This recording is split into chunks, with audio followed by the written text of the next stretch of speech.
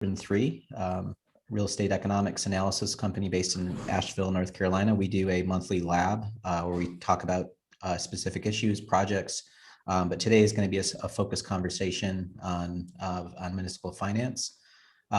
In the questions panel, if y'all can put your questions in as the presentation and conversation goes on, you can just type that into the control panel. My colleague Kate Ryba will take those questions, and we'll have a question and answer period after the presentation.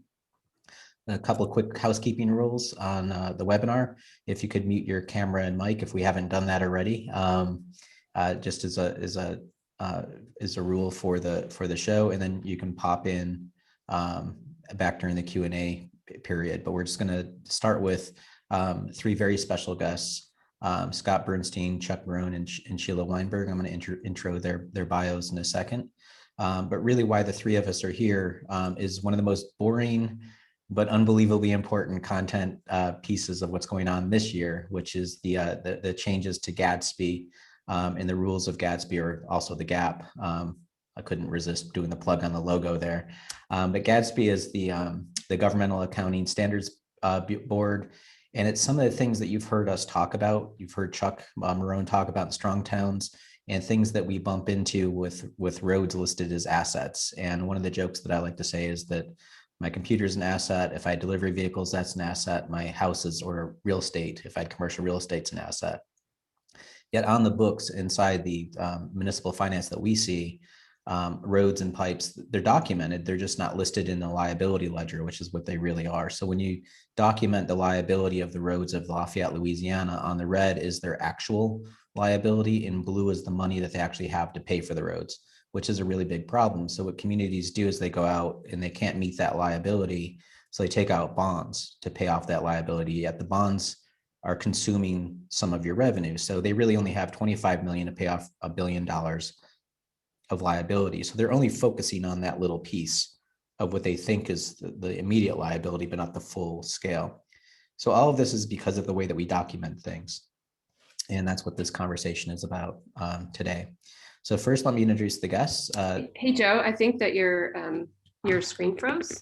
Froze, all right. Yeah. So well, I can stop pull sharing. Up. Yeah. If you could pull up, then we'll start with Scott. I'll read Scott's bio while you're pulling that up. Scott Bernstein is the founder and director emeritus of Center for Neighborhood Technology based in Chicago, Illinois. And Scott leads C&T's work to understand and better disclose the economic value of resource use in urban communities and help craft strategies to capture value and efficient production locally. Many of you are familiar with the housing and transportation maps and models that C&T has done. And those have been in the discourse of city planning for I think over a decade. He studied at Northwestern University and has served as research staff for Northwestern Center for Urban Affairs, taught at UCLA, and is a founding member of the Brookings Institution's Metropolitan Center.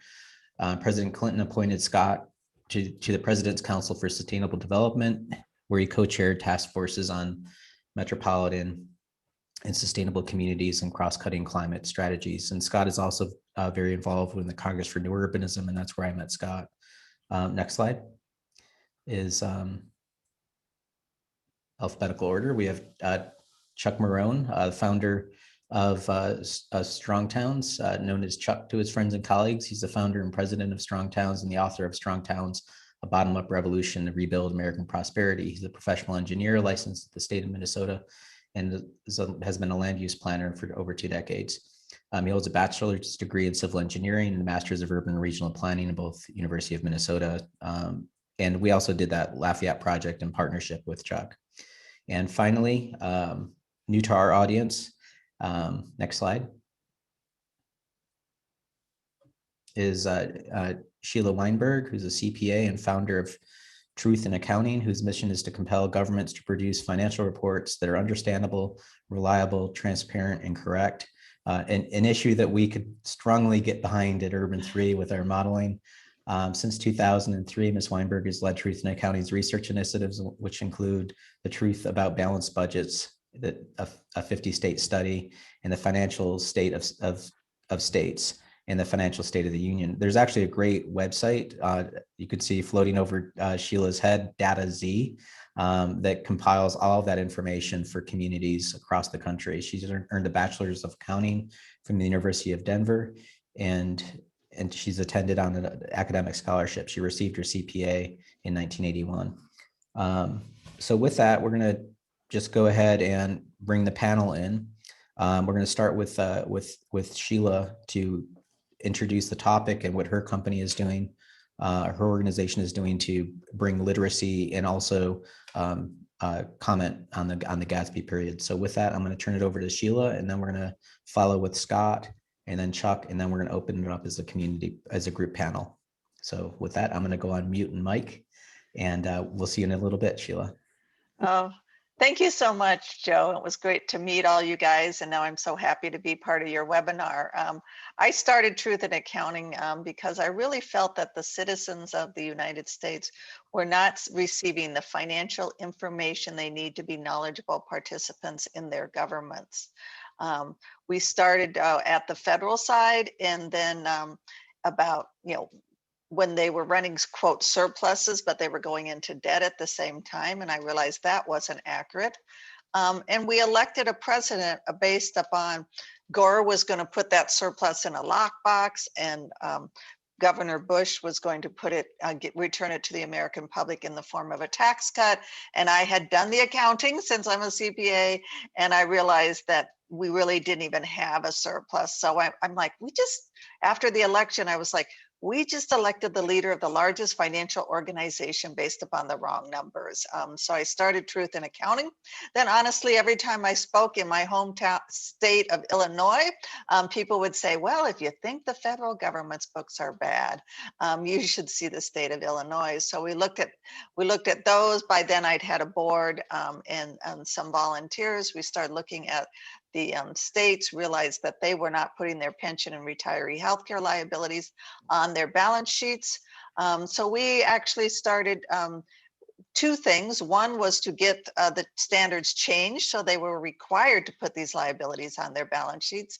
And two was we started doing the financial state of the states, where we went ahead and recast the government's balance sheets as if those liabilities existed. Then from that, we got involved in doing the financial state of 75 most populated cities. We've been doing the financial state of the states for 11 years. The financial state of the cities, we started about 5 years ago. As Joe mentioned, our sister website, data-z.org, you can go on there, go on to your, and click the map, go into your state and see it's our 2-page summary of their financial condition. And also you can go on to each of the 75 most populated cities. Obviously we have a template, so if you're interested in getting your city or other local government done, feel free to contact us. The other thing, besides doing the financial state of the state and cities, when we realized that governments were not required to put their liabilities on their balance sheet, is we started to encourage the Governmental Accounting Standards Board to require state and local governments to put their liabilities on the balance sheet. Now, most of you probably have heard of the Financial Accounting Standards Board, which is FASB.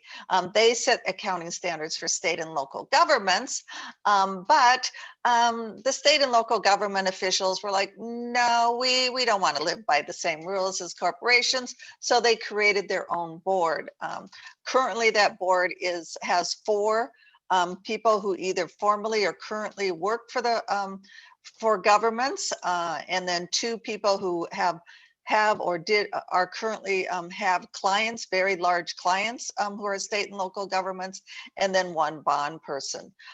So even though this board theoretically sets independent standards. So we and others worked for years to get them to require the state and local governments to report their pension and retiree healthcare liabilities on the face of their balance sheets.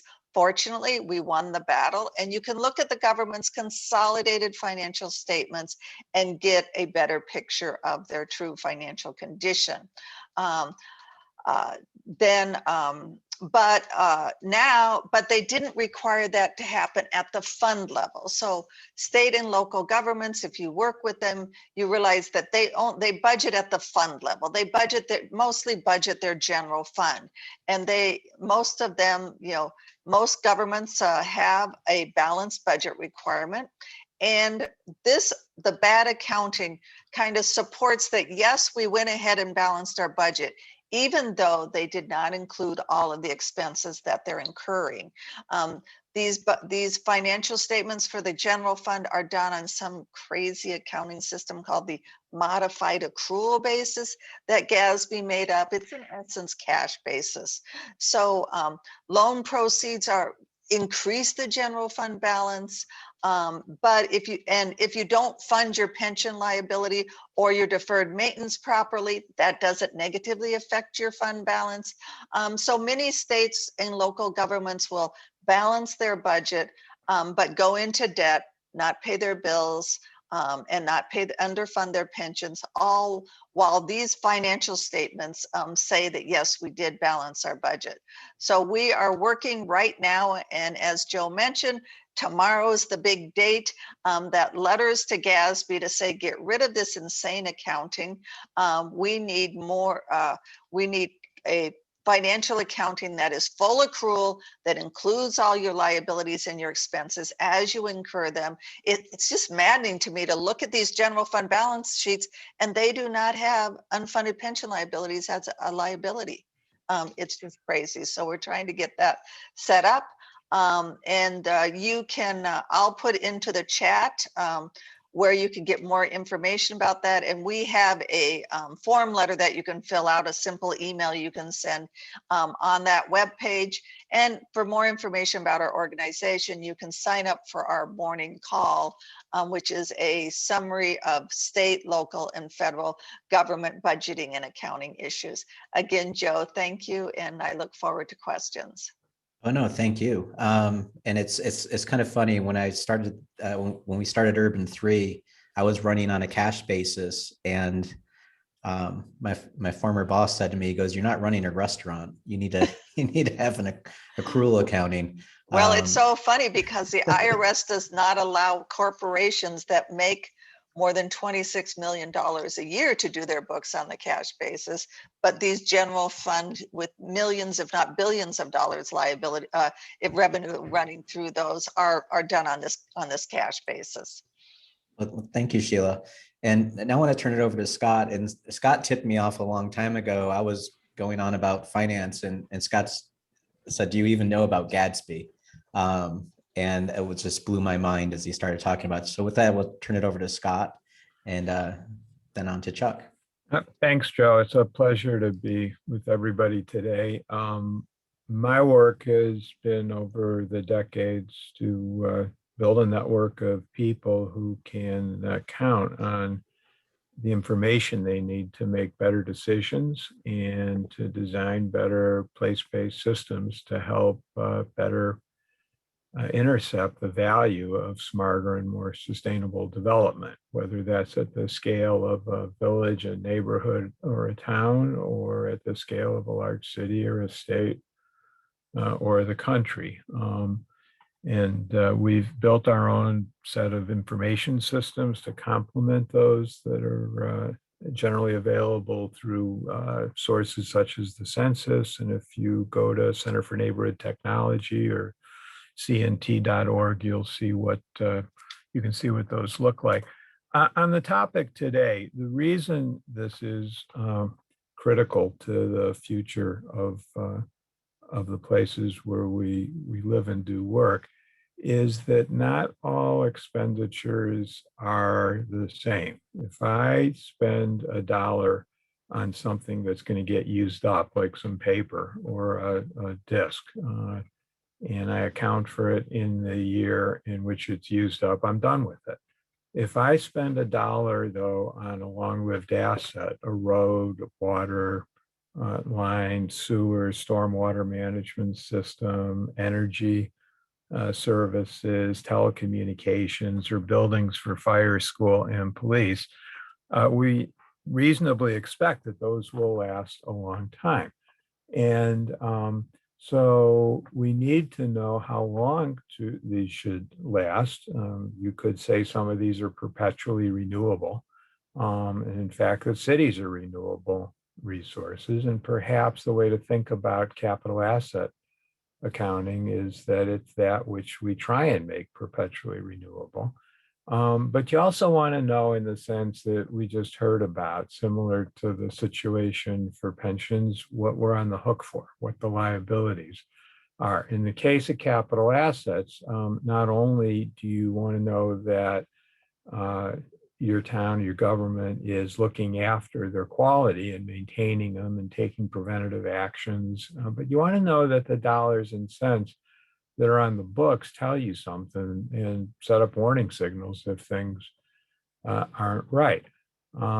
So if you're developing almost at any scale a piece of property that you expect to put a building or an activity on, you need to know that somebody's going to look after sufficient capacity for those infrastructure networks that I laid out.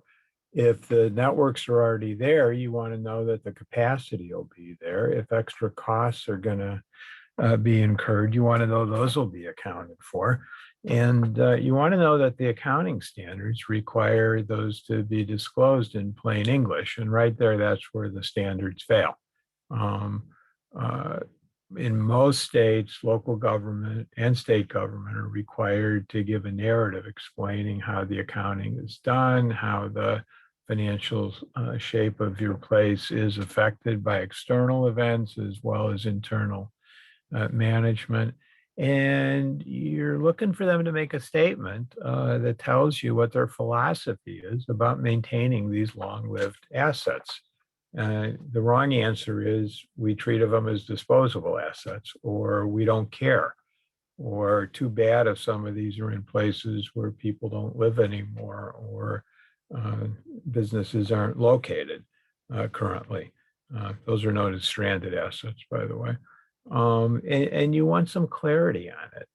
If you get this right, you're able to brag about this. You're able to say, we have capacity, we're well maintained. If they need to be upgraded, or if there's a better idea on how to meet some of these services, we're spending money on that too. The old way of handling excess rainfall was to build a bigger sewer. Today, we recommend greening landscapes and catching raindrops where they fall and putting them to work. This information is so fundamental. It's like the weather. You can't get a true picture of what's going on unless you have an honest discussion about it. A long time ago, when Joseph Strauss, the designer of the Golden Gate Bridge in the San Francisco area, was asked by Wall Street, how long do you expect this thing to last? Because this thing had never been designed like this before. And he had a one-word answer, which sold them, which was forever. And I think we expect a certain amount of permanence out of our investments and our commitments.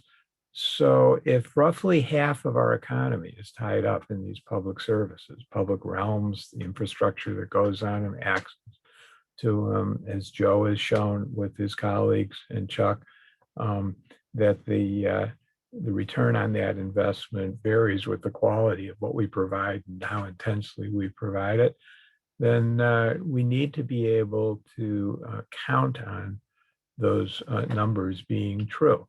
With that, we can democratize access to these decisions that are being made. And I'm going to presume that most people, if not all of us on this call, are interested in that. And that's why it's important to pay attention to governmental accounting standards, and looking forward to this discussion. Thanks, Joe. Thanks, Scott. And you served it up nicely for Chuck, who starts at the roads and brought us all the information on how roads fall apart. So with that, Chuck, you want to take it from here? Yeah, I just shared an article in the chat from Malcolm Gladwell that is actually 13 years old, 14 years old. It's from 2007. And I remember this one came out. I read it with a lot of interest because it's about Enron. And it was about Enron's accounting. And one of the things that Gladwell posits in this article is that Enron was actually transparent about what they did. They published everything that they were doing in their financial reports, all these like off-book accounts that they would create named after Star Wars characters. If you actually dug deep enough through their financials, you would find them in these off-balance sheet kind of ways, hidden and tucked in there. It was interesting because we've been pushing on this thing with GASB, and Truth in Accounting has been for longer than we have. I read an article yesterday that quoted the finance officer, I think from Seattle, who was being critical of our critique, saying all this stuff is in there. You can find all of it. You know, where do you think Truth in Accounting gets their numbers? They go to our balance sheets.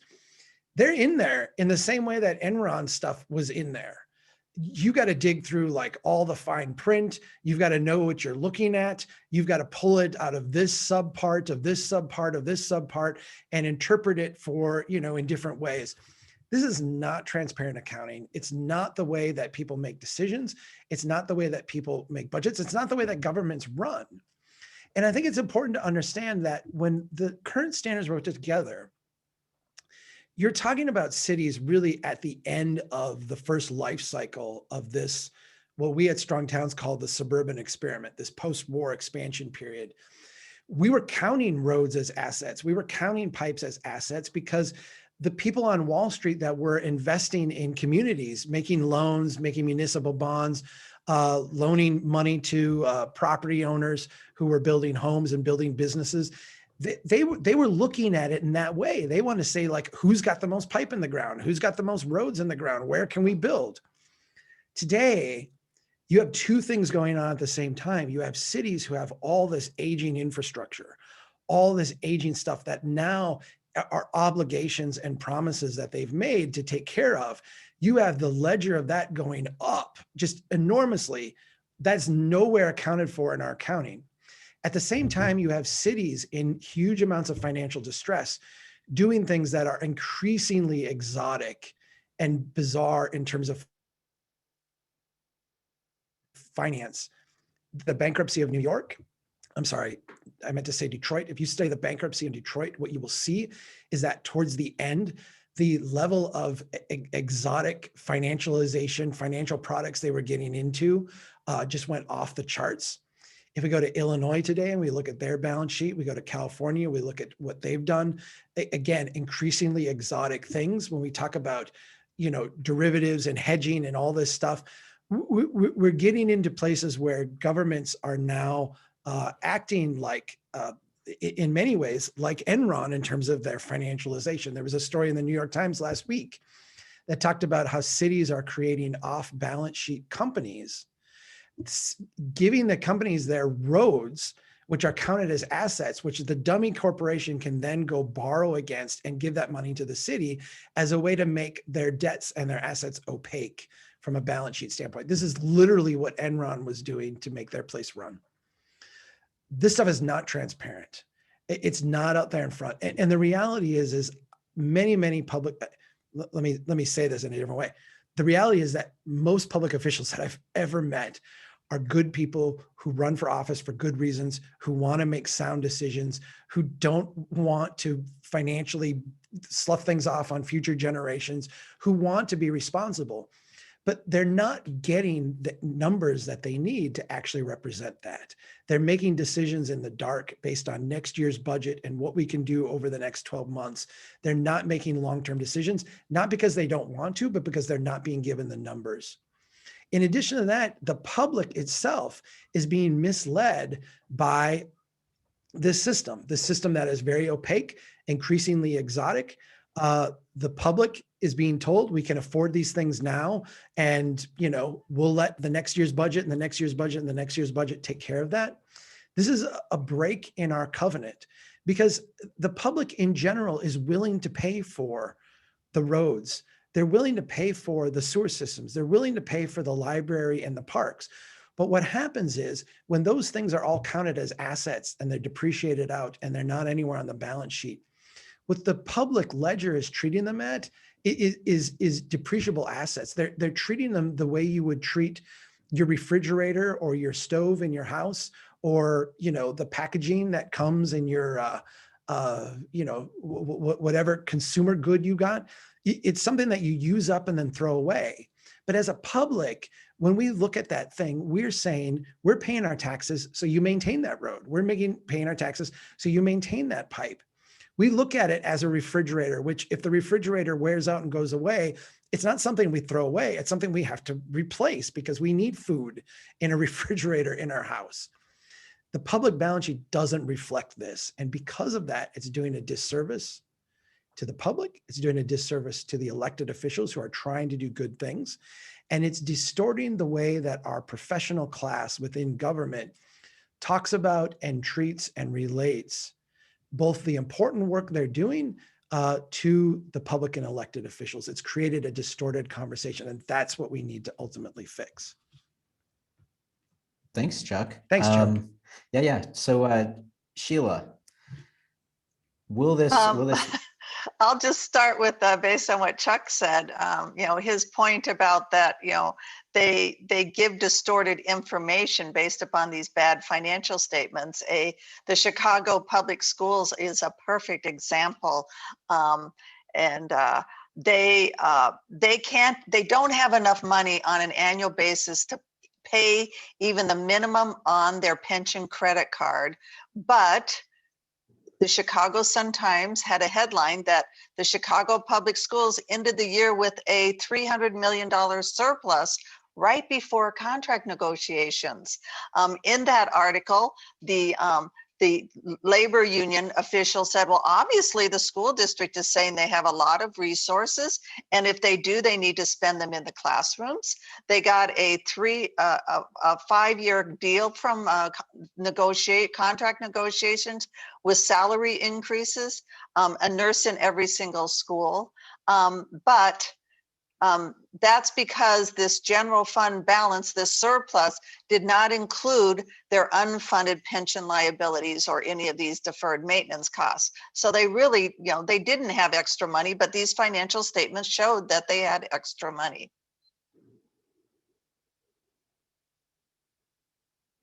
Can't hear you, Joe. Yeah, Joe, you're muted, friend. about that? Sorry about that. Is there a way to see, you've obviously made some comments about, and you have a template of comments that your organization is bringing forward. Is there a good model of accounting that you've seen, or demonstration of financial information that you've seen at a municipal level? Like, who's doing it right? Nobody's doing the accounting right because they're all required to use these bad accounting. The best in the United States is Utah. We actually gave the Truth in Accounting Award to Utah a few years ago. I was honored to present it to their budget director. And I said, here's a question people always ask me. What are you guys doing right that the other governments are doing wrong? And she said, she facetiously said, we actually do something very unusual. We only promise the services and benefits that we can afford. And then probably the best examples are found outside the country. New Zealand and Australia, and especially New Zealand, they do full accrual budgeting. They do full accrual accounting. Just like a corporation on a quarterly basis, they restate their financial statements based upon the decisions that the elected officials just most recently did. So the public can immediately tell whether, did they increase our debt or decrease our debt? And then on our website, we have something called fact-based budgeting, which is full accrual calculations and techniques. People can look at that for some general ideas on how to better budget. Well, and Scott, you've been down this road before with GASB, with seeing these trends. You've probably seen some positive changes and some negative changes. What are you hopeful for in this go around? Well, what I'm hopeful for, first of all, is that the comments that get submitted, if they haven't been already by tomorrow, and the testimony they're going to take at a series of field hearings this spring and summer, result in a little bit more time being taken to get cities to get GASB to recalibrate what they're proposing, and to hopefully allow a lot of us to make cities aware that there's an opportunity here to get it right. or at least more right. You know, we need this information, obviously. We need to know what sort of fiscal capacity we have. When we say we do plans for the physical design of an area or for improved transportation or what have you, we generally don't have the financial information that we need to answer the simplest questions on what we can afford as a collective unit of government. And those numbers in turn don't require disclosure of what the cost of living or the cost of business impact are of these decisions. We were able to show some years ago that what were then only the 20 planning schools in the United States in their curriculum awarding master's degrees gave less than 1 clock hour worth of time of training to planners to understand what the financial implications were of the kinds of zoning changes and the like they were likely to be either recommending or ruling on, depending on what their jobs are going to be. So the problem here is deep. I would hope that more attention gets paid in these standards to the quality of the presentation, the quality of the narrative, the provision of links from the financial statements to the deeper data that the cities use to assemble these things. When you get to the depreciation issue that Chuck was referring to, at the moment, the GASB standards require that the typical useful life of a class of assets, all schools, all roads, be given on average. And so you get a one little line that says something like, we expect roads to last 50 years, schools to last 35, et cetera. It tells you nothing about how much useful life is left in each of these assets. Joe and Chuck and I were in a meeting in Lafayette together, and I asked the question of the chief financial officer, do you comply with the standard on accounting for long-lived assets? And to my pleasant surprise, she not only said yes, she brought in the person whose full-time job it was to account for these things, and yet the public never saw those lists of how much life was left in each of these buildings and how good a job they were doing of maintaining them. And with that sort of coordination and a good narrative, and a third thing, which would be some recommended goals for how to extend the useful life or the usability of these things, or as you guys have been doing, recommending ways to improve the tax yield from better designs and intensity of land use, what have you, well, then again, we'd be democratizing the discussion. Without it, you're supposed to say, I like your statement, and I accept it, or I don't like it, and I don't trust you. And my last comment is that the logic of this with respect to public assets, the physical ones, is pretty close to the logic that Sheila laid out on pension fund liabilities. These are both long-term agreements that have been responsibilities that have been entered into by the public. We've agreed to pay for post-employment benefits. There's a responsibility there. We've agreed to maintain assets and provide quality. Those are responsibilities. I love this line from James Baldwin, which goes that responsibility cannot be lost, it can only be abdicated. And so I think what we need to do here is say, okay, we want to make use of these numbers. We're paying good money to account for the finances. Let's get them disclosed in a form that's right-sized, reliable, explained in ways that non-accountants can understand, so that it can support better decisions for better quality of life in the towns and cities that we're working in or trying to improve. And that's my hope on this. Well, and that serves it up well for Chuck. I mean, Chuck, you're a professional engineer. You've been ringing this bell on the cost of roads. You've seen the responses from people of, oh, if we put all the liabilities on the books, then we'll see how broke we are. You've seen the American Society of Civil Engineers put out the cost of just maintaining what we have. So what are you seeing with what's working with this, or what would you recommend changes? It's interesting because you asked Sheila who's doing a good job of this? And her response was, well, we can go to New Zealand and see them doing this well. And I think that that's very telling. My immediately thought to answer that question was, we can go to the private sector in this country. And while it's not perfect, it certainly accounts a lot better for things than what government is. There's this notion kind of that's become entwined with our politics in destructive ways that, government is not a business and government should not be run like a business. And this is particularly thrown out at the federal level, where the government has the capacity to print their own money and to do other monetary things that, have different levels of theory attached to them. When we get down to city government is like a business. City government is like a family. We have revenues, we have expenses. The two have to balance. We can't print our own money. We can't deficit spend and pay that deficit off indefinitely, accelerate our debt beyond our GDP. Like at the local level, we very much run like a business. And we may like that. We may not like that. That may sit well with us in our worldview or not, but it's the hard, cold reality. And so while I'm not one to sit here and say, local government should run like a business in that it should try to maximize its profit off of, the backs of its taxpayers. Maybe have it run like a nonprofit business. I run a nonprofit. Do you know what we do?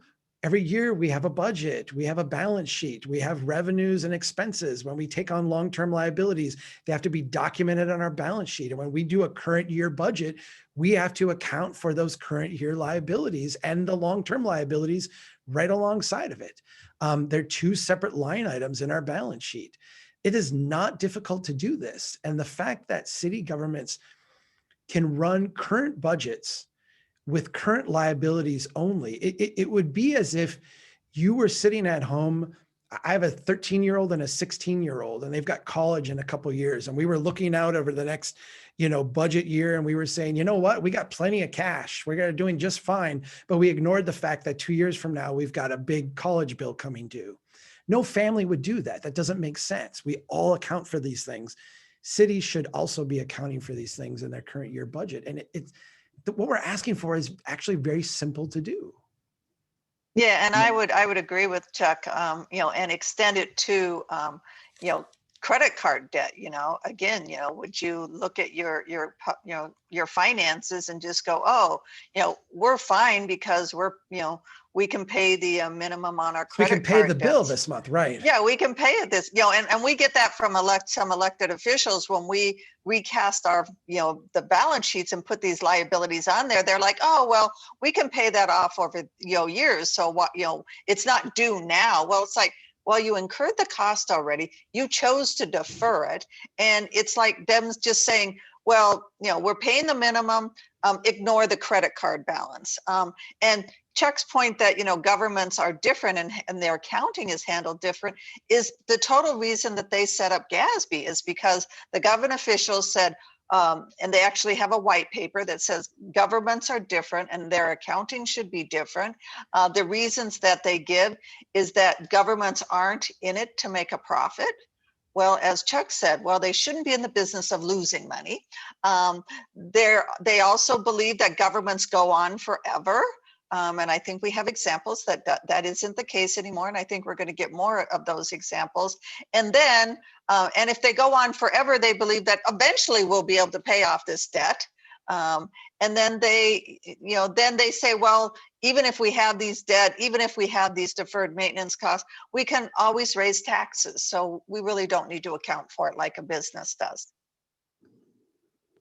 I'd like to respond to a couple of these points that have been made and sort of push the conversation along to what we might expect to be able to do if we got this right. Cities need to know that the standards they need to meet in delivering some of these services, like stormwater management, aren't going to bankrupt them. The federal standards tell you at the moment to build a big hole in the ground and connect it with sewers, or to treat rainwater as sanitary waste the second it hits the ground. Or states may preempt local innovation, as is increasingly the case, by tightening those standards up even further in conditioning any revenue sharing on meeting some of these state-of-the-art 1930s ideas with your scarce money.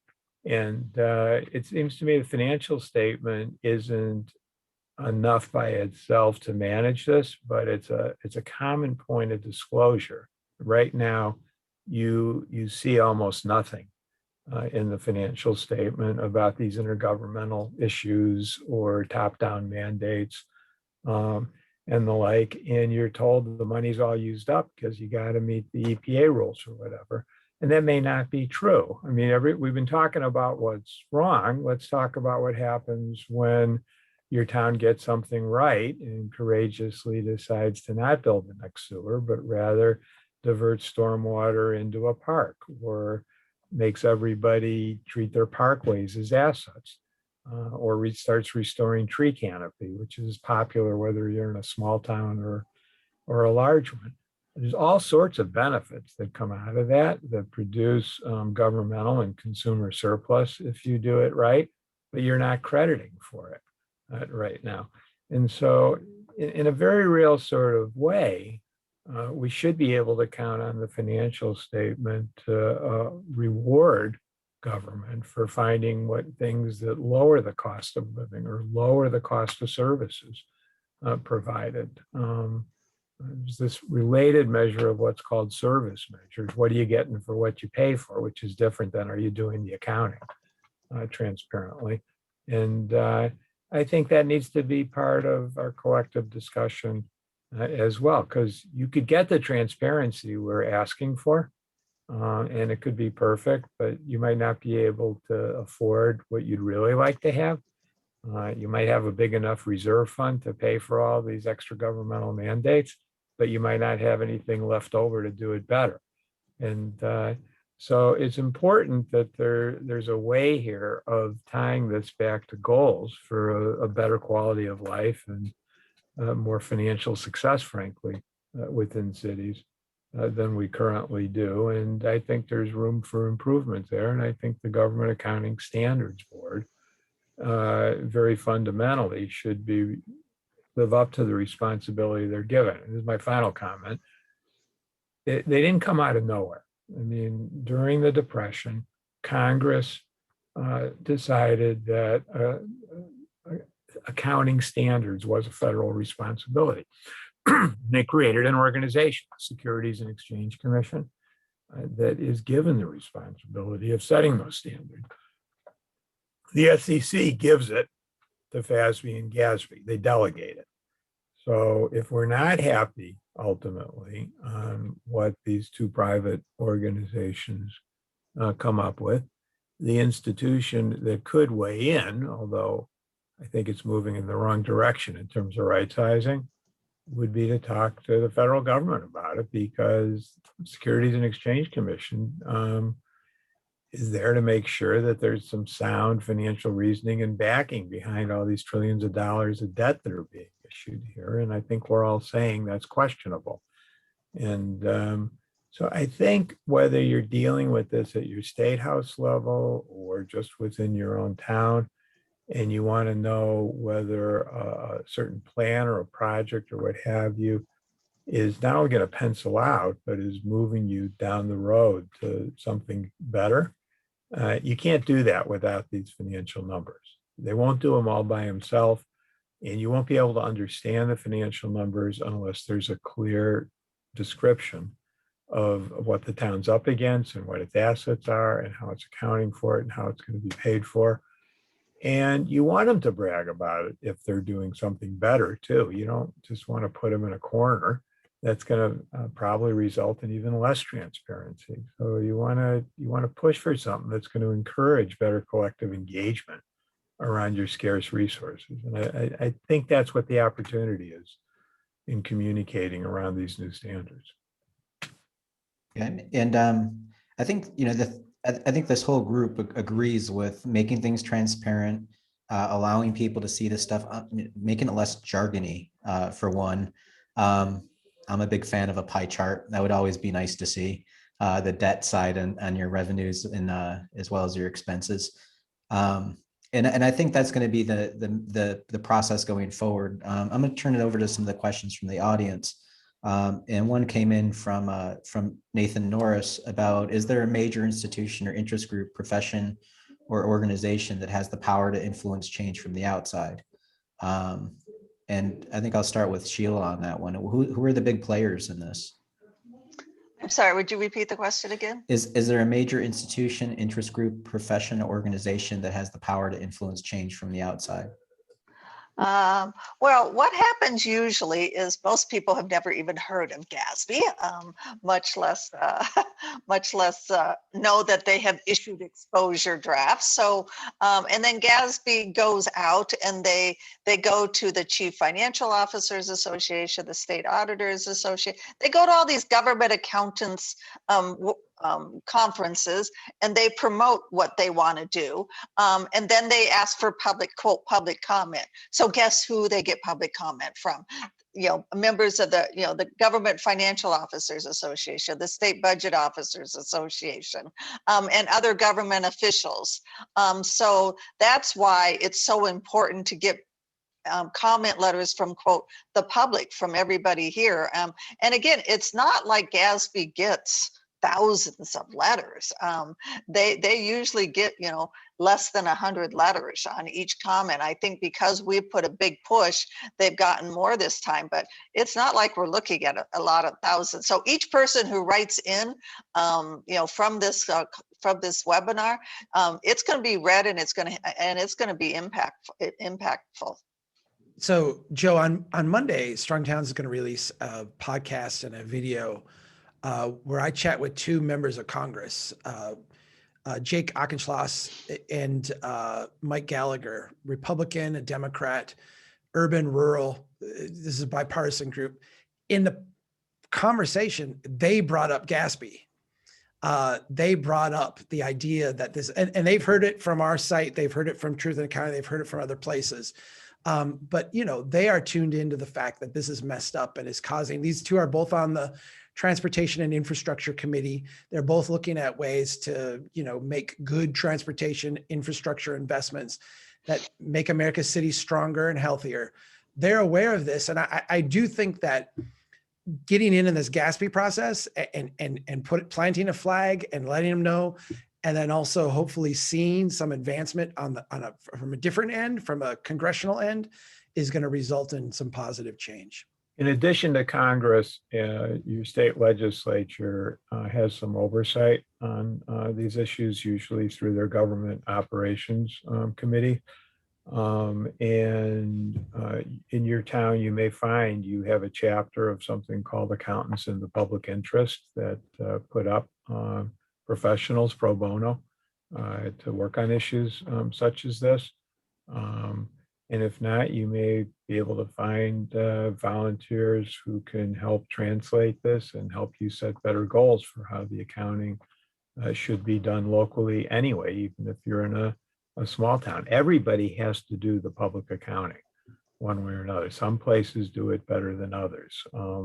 Some states do it better than others. Almost all states require meeting the GASB standards through what's called a comprehensive annual financial report, but there's all sorts of exemptions based on size. And there's a couple of states where the states preempt it and they insist on doing the public disclosure themselves. Indiana and New Jersey are two perfectly good examples. And so I think it's really important. The reason there's such a discussion about redlining today is some of us push for disclosure where banks weren't lending their money a long time ago. We can count on that now. We can count on disclosure of where toxic releases are happening. We ought to be able to count on disclosure on the basis on which finances are discussed and employed in the places where we live and work. And that's what I think we're all talking about right now. So in addition to making comments, in addition to taking part of the public process that's open now, putting that aside, could the three of you offer maybe what's the most for a lay person who's not a financial expert or somebody that's just become a city councilor or a small town mayor, what's the best guidance that the three of y'all could find? What are the questions to ask to find the crumb trail of trying to figure out what the true liability is in your city, and what questions and numbers to be looking for? And I would start with the, with the report they do have. It does have good information. It's called and most governments have this posted on their website, their comprehensive annual financial report. It is very long. It's between probably 200 to 400 pages. And the biggest number that you want to focus in there is your unrestricted net position. Which will be found on in that report. I will put in the chat room, we have a video on how to read these CAFRs and to find the most important information on those. So I would, and then for elected officials, I would say, okay, again, most governments have a balanced budget requirement. I would say, well, okay, I know that you're meeting your balanced budget requirement on a cash basis. How much debt did you incur? Did you push any of the costs onto future taxpayers? Did you increase your pension liability? Did you borrow money during the year? And did you pay all your bills on time?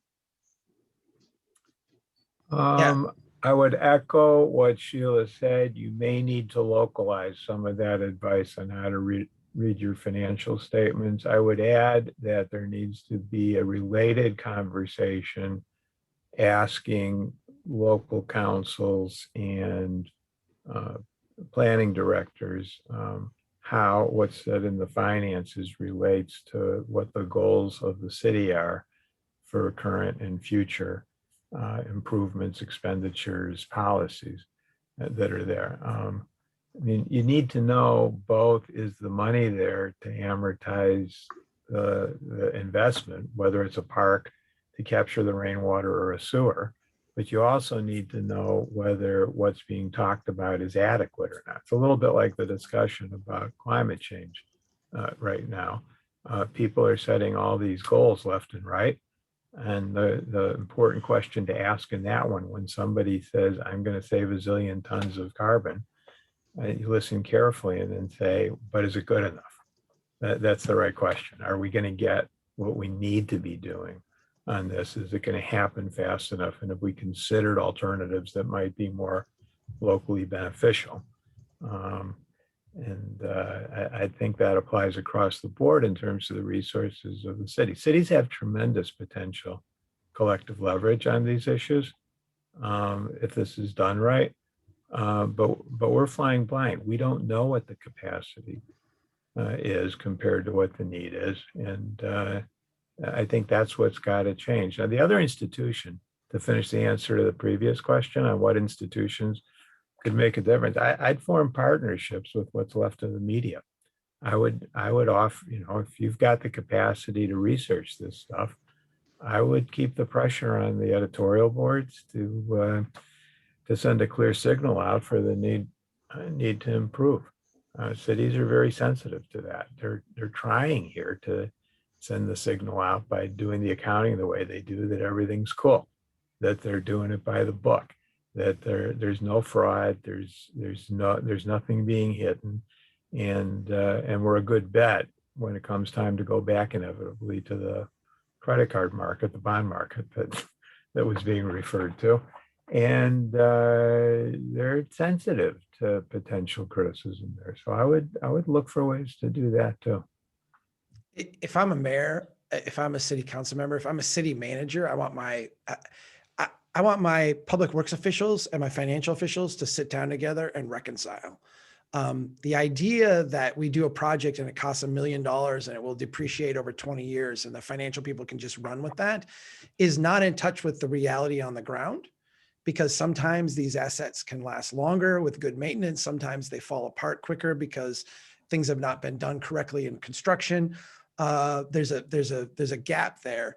Besides the fact that from a public standpoint, we look at this as an accrued liability as opposed to a depreciating asset. What we have asked cities to do is actually have like a supplement. Go ahead and follow GASB and issue your official reports and give the bond people and all that what they want. But then when you're making a decision, you should actually have an accrual of all the promises that you've made. And when you build a new road, when you build a new pipe, when you put in a new park with a stormwater drainage system, that's a promise. And the promise is you pay your taxes as a resident and we will take care of this. Those promises need to accumulate on our books so that they're clear. And even if they're not part of your formal reporting, you can have that be part of your internal budget process that you can use year after year after year. You're only going to get that if your public works people and your finance people sit down and intentionally put that together. Do you think that's I mean, you've worked with a lot of local governments. We've worked with a lot of local governments, and the siloization of those two departments, is that possible? Do you see those two cultures coming together? It is possible. They have to want to do it. And I think sometimes the problem comes in is that the public works department wants to do projects and the finance people want to balance the budget next year. And those two things are long-term at odds with each other. And so what I think there needs to be a recognition of is that we are not going to be able to do projects and not going to have support for projects if we don't fix the finances. And there also needs to be a financial recognition that if we just keep doing this stuff and making ourselves more insolvent, our problem with fixing next year's budget gets harder and harder and harder. We have a short-term interest, a short-term challenge in working together, but a long-term, our interests are aligned. You know, to his point, if you're in a town and you're an official or you're a volunteer or you're an activist on these issues, you might ask to see what the current job descriptions are for the public works director, the chief financial officer, and the planning director. You can make your own mind up. And anytime I've done this, they're not on the same planet. I mean, alignment is absolutely needed, as Chuck put it. And I think, finding a way to rise above the fray about whether the money's being hidden or not. Like I just want to reiterate, we could get it right on the rules and somehow not have more capacity to do the right thing too. It's not just a matter of doing the accounting better. It's about using the financial resources we have to achieve the goals that are being voted on. And, the other thing, Sheila, that the GASB proposal doesn't deal with really is disruption. Stuff happens, right? We went through a great recession and now we have another crash because of the pandemic. And it's affecting the assumptions on revenues. And yet budgets are being made as if prosperity's, as they used to say, just around the corner. A crisis is a terrible thing to waste. So this is a great time to come clean. And Richard J. Daley, when he was governor, once joked that coming clean isn't about taking a bath, and he was right. And so I think this is a great time to come clean and see what people would be willing to do in order to get around it. Because I don't think the problems we're facing right now are going to disappear overnight. And they're not going to disappear just because we get the numbers right either. But if we don't get the numbers right, we won't know what we need to do to have the capacity that we need to meet those goals. And and I'm actually thinking that in the future, right now, let's come clean. People know things are bad, so let's report that the reality. And then in the future, I think that we need to start almost even running quote surpluses. We need to have not California's rainy day fund where they quote have money in their savings account, but $250 billion of unfunded pension debt. I wouldn't call that a true rainy day fund, but we need to have governments truly balance their budgets and more. They need to run surpluses actually to handle these just crazy, unexpected crises that we don't know are going to happen. Oh yeah, but they happen every 7 years, it appears. So let's be ready for it. But they won't be able to do that unless cities feel like they're being rewarded for being smarter about their limited assets. The taxes are limited assets, that we expect to see some efficiencies. If you can save water cheaper than you can treat it as a waste product, by all means, I think we expect people to save it. And so we're not going to get there otherwise. And that's just an example. I think on everything, we're looking for a leaner, meaner sort of approach to government and more impactful, not just more responsive. So Yeah. We're right at 2 o'clock. Chuck, you want to make your comment and then I'm going to wrap it up. Go Gotcha. ahead. I saw this question from Emma Strong, and I thought it was very good about can federal state governments force municipalities to do this?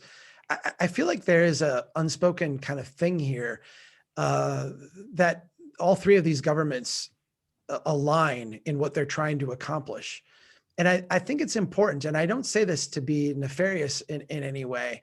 You can be a believer in the federal government and you can be a believer in the state government, and recognize that the interests are not completely aligned with local government. I write about this in my book.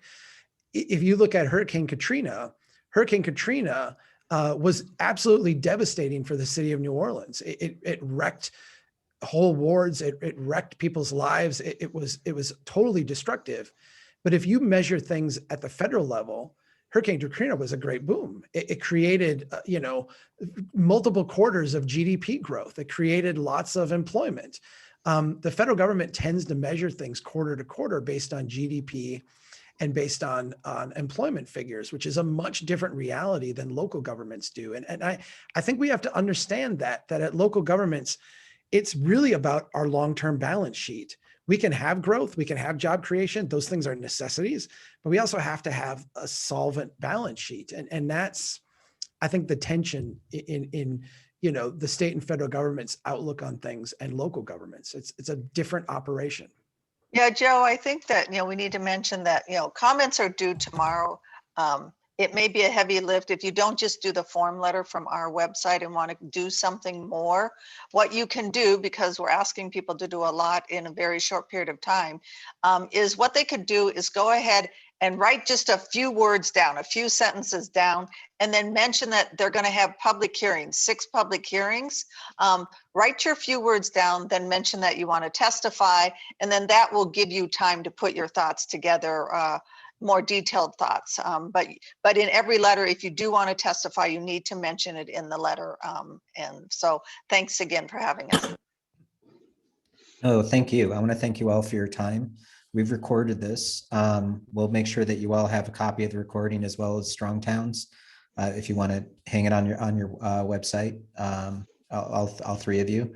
Thank you all for your time. Our next lab is March 25th at 1 p.m. Eastern time. And this has been a blast. This hour went by really quick. And thank you for your time. Take care, everybody. Hey, thanks, friend. Thanks. Take care. Bye now.